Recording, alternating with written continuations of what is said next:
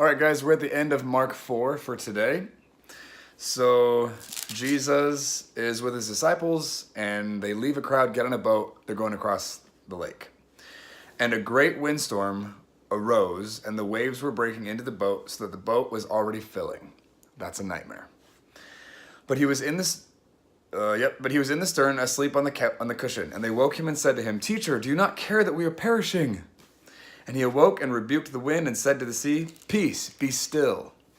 And the wind ceased, and there was a great calm. He said to them, "Why are you so afraid? Have you still no faith?"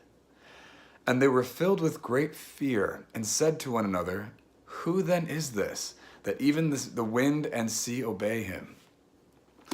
I think it's awesome being able to read the accounts of the disciples as they're learning from Jesus about reality, what's really possible, what's going on, and they're shocked. They've never seen this before. This guy tells the wind and the sea what to do, and it listens. Like, what is happening? I mean, that would be baffling, right?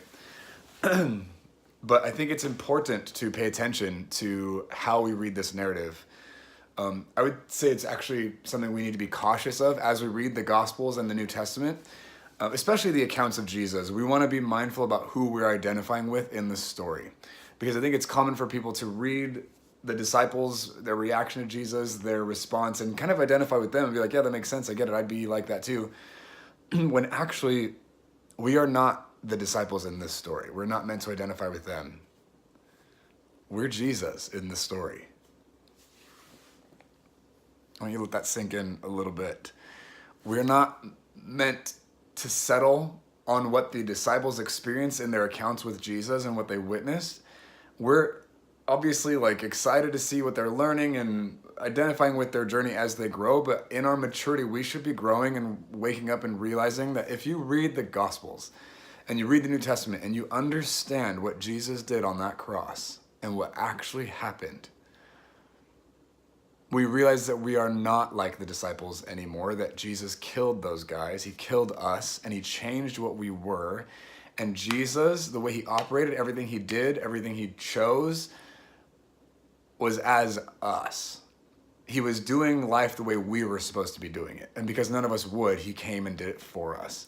And so now, because of the cross and that veil being torn and that access being granted, it's actually inappropriate for us to be afraid of what the disciples were afraid of, because we are different than they were in that story. They hadn't been transformed yet. They hadn't received the Holy Spirit. They hadn't been imbued with supernatural power. Jesus hadn't taken up residence in their being yet.